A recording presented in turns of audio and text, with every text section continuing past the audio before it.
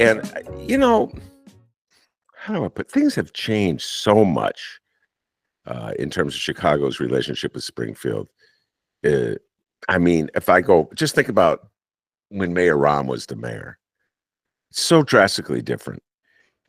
And in those days, Mayor Rahm, I would say his closest political ally in the state of Illinois was the president of the Senate, Johnny Cullerton, from the north side of Chicago. Their districts overlap, their worldview overlaps, and Cullerton represented Rahm's interest pretty much across the board. Michael Joseph Madigan was a little different. He was a little willing to distance himself from Mayor Rahm, but basically he would carry Mayor Rahm's water. He certainly had his aldermen in the Chicago City Council voting whichever way Mayor Rahm wanted, which is a lot different than it is now. We're talking about Marty Quinn of the 13th Ward.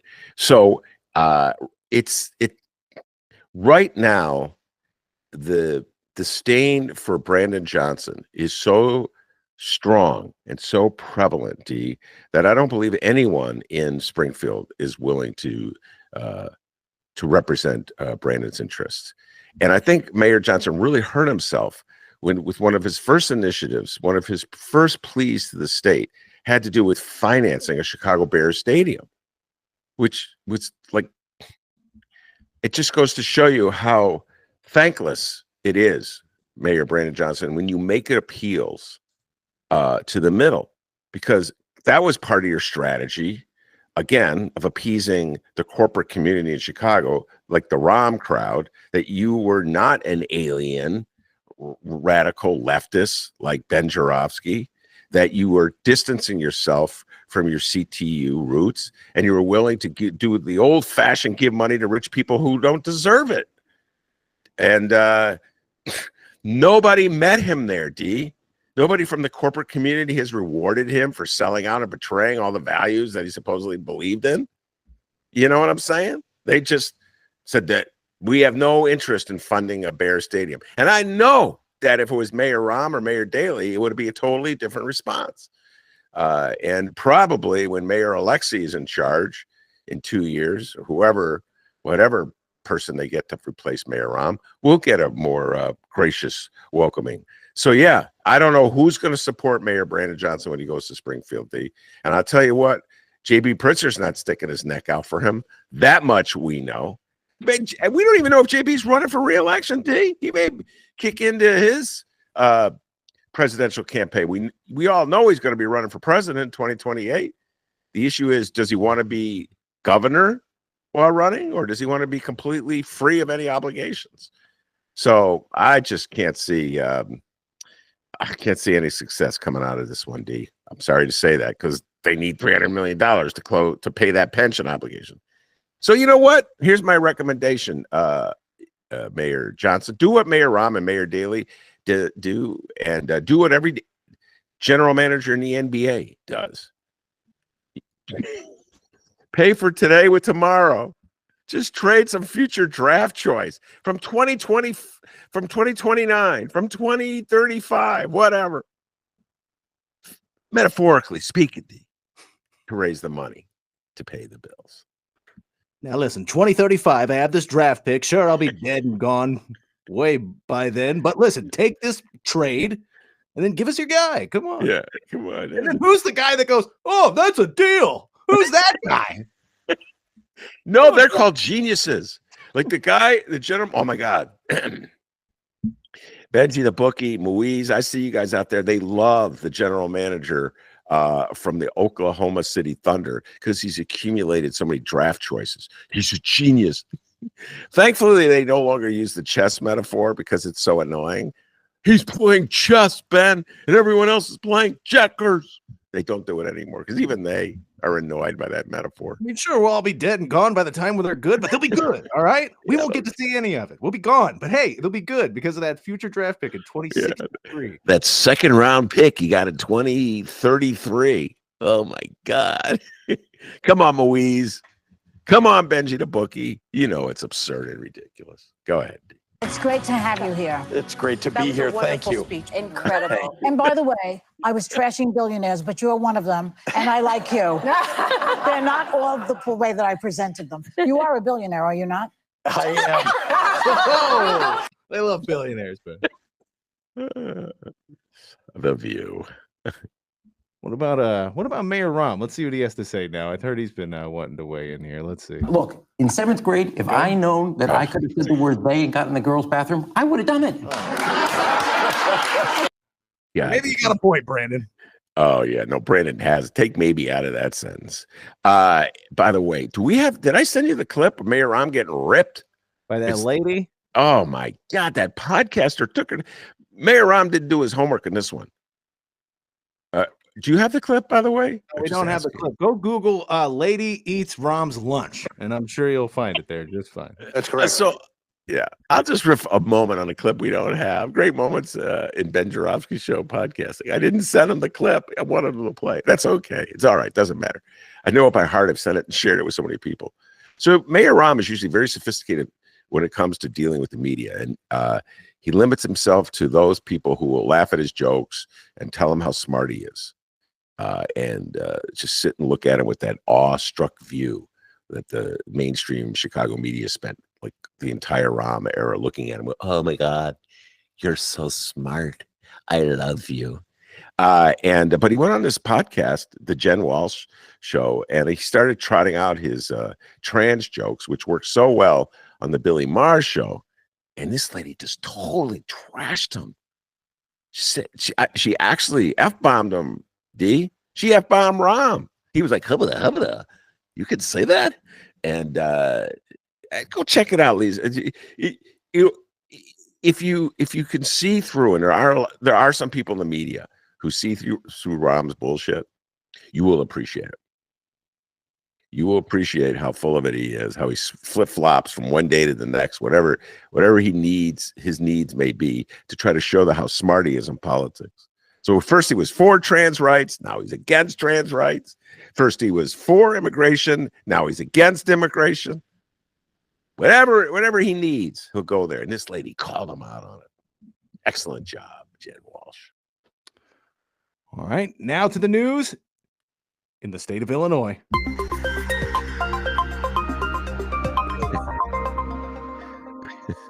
The decision of whether to run for re-election has not been easy.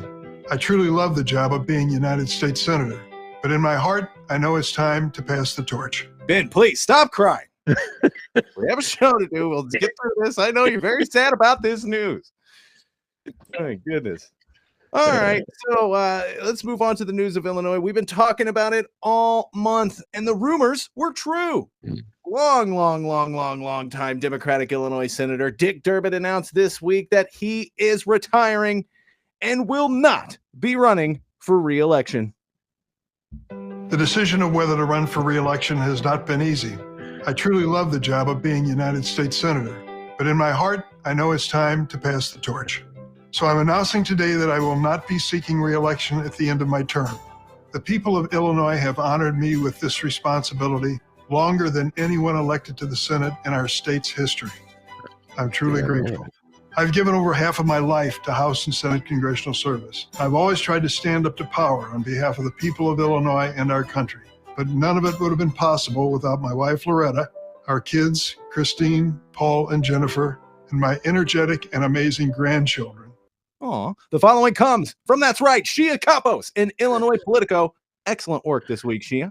Illinois Senator Dick Durbin, the number 2 Senate Democrat and his party's top leader on the Judiciary Committee, announced Wednesday that he will not seek a 6th term in 2026. Durbin, who is 80 years old, Not spent that half old. his life, 40. He was 40.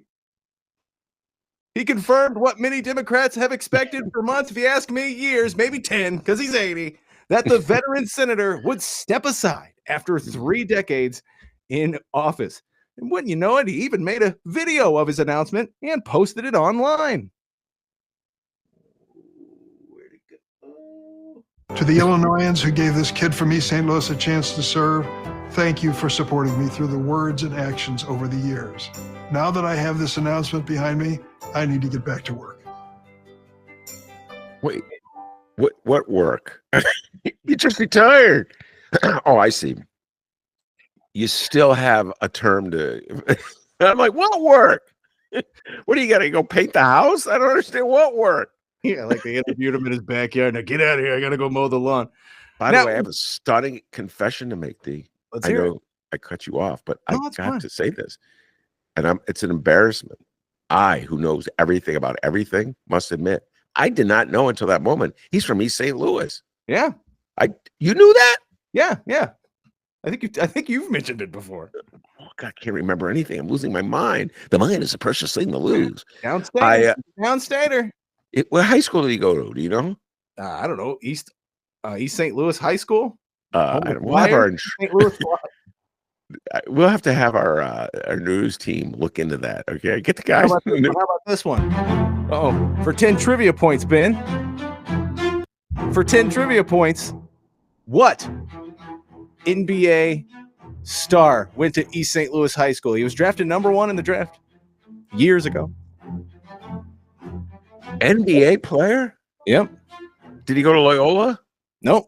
He went to East St. Louis High School. No. I mean, did he go to Loyola College? He didn't go to college. He went straight to the pros.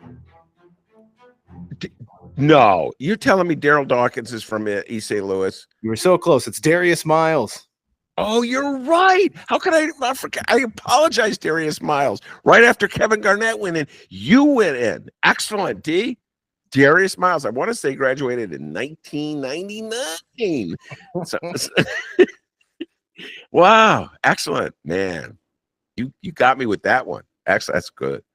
You know what? A lot of people say Dickie Durbin was a scrappy point guard in that East St. Louis team. That's what I heard.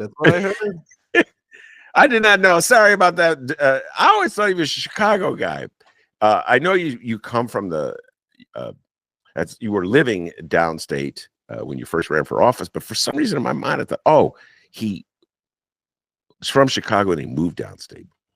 What do I know, D? Huh? I'm just a political expert who doesn't know these things. Now with Dick Durbin stepping down, the question now is, who's next? Who will be the new #2? Who will take Dick Durbin's place? Well, we've been keeping a close eye on this whole thing because at this moment, right now, see it out there, Ben? There's a bus parked outside, a bus with a few passengers of the left-leaning persuasion inside, waiting to throw Dick Durbin underneath, take off, run him over, metaphorically speaking, of course, and ride off into the election as our next potential Democratic senator. Now, Ben, I went in and checked out the bus before the show, and let me just say, the mood's definitely different in there ever since Dickie D announced his retirement. A little scrappy. But before we do a quick roll call here and see what's been going on in this bus of Democratic hopefuls, Ben, I know you love the guy. So please, some parting words for Dick Durbin. Well, this is a general mixed verdict regarding me and Richard Durbin. I've never met him. Do you believe that? I never met him. We need to change that, by the way. We need to change that. Before he goes, we need to get him an interview on this show. Maybe after he's got nothing going on. You know they don't come on the show, D. You know that elected officials and all that. I'm not going to that guy's show. So, you know, I've said this the last time. I'll repeat it. My mother was a huge fan of Richard Durbin. May she rest in peace. And one time one of my daughters got Durbin to sign a photograph, which he dedicated to my mother, because that's how much my mother was a fan. Everybody knew that she loved Durbin. So for those sentimental reasons, I have this fondness for Durbin. And he's basically been a good liberal. Where he really lost me was in this last filibuster vote. I just will never understand why he followed Schumer off that cliff. So I don't want to judge the man by his entire career. And in addition to that, Meredith Shiner, a good friend of the show, has come on the show and has been ripping him forever. And I think people agree with Meredith on this, that he's come to represent just like the ancientness of the Democratic Party and its inability to fight back in this age of Trump. They play by old rules that haven't existed, that the Republicans don't play by. They play by old practices and protocols. They respect old practices and protocols that are outdated.